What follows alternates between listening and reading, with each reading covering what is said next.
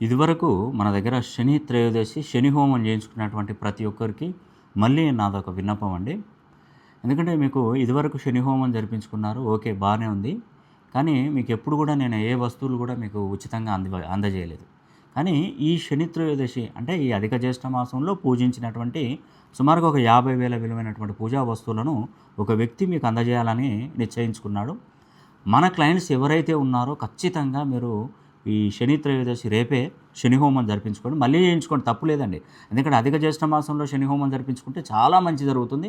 ఉద్యోగ విషయంలో అయినా, వ్యాపారంలో అయినా, చదువులోనైనా, విదేశీ ప్రయాణంలో అయినా, ఫ్యామిలీ లైఫ్‌లోనైనా ఎలాంటి డిస్టర్బెన్స్ లేకుండా శని అనుగ్రహం కంపల్సరీ పొందాలండి. ఎందుకంటే మానవ జీవితంలో శని ప్రముఖ పాత్ర పోషిస్తాడు. ఎందుకంటే మెయిన్‌గా మనం ఎదగాలన్నా, కింద పడిపోవాలన్నా శని అనుగ్రహం అనేదే దాని ద్వారానే ఉంటదన్నట్టు.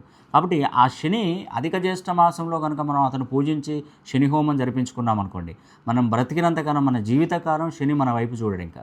మనకెప్పుడు కూడా గ్రీన్ సిగ్నలే ఉంటది. ఎందుకంటే మిగతా 80% శనితోనే నడుస్తదండి మన జీవన విధానం మొత్తం కూడా.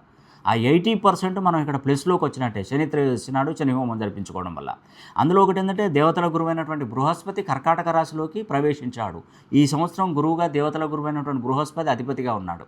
చూడండి ఎంత మంచి అవకాశం అంటే చాలా అద్భుతం. కాబట్టి మనం ఈ యొక్క జూన్ 2వ తారీఖున మనకు యమునా నదికి పుష్కరాలు వచ్చినాయి కర్కాటక రాశిలోకి ప్రవేశించినప్పుడు. కాబట్టి వీలు చేసుకోవాలి, వీలు కాదని చెప్పకూడదు. రేపే శని త్రయోదశి, శని హోమం జరిపించుకోండి. మీ పేరు గోత్రనామాలు పంపించండి. తప్పకుండా నా తరపు నుండి 50,000 విలువైనటువంటి పూజా వస్తువులను ఉచితంగా కానుకగా అందజేస్తున్నాను. ఈ అవకాశాన్ని పేరు పేరున ప్రతి ఒక్కరు సద్వినియోగం చేసుకోండి.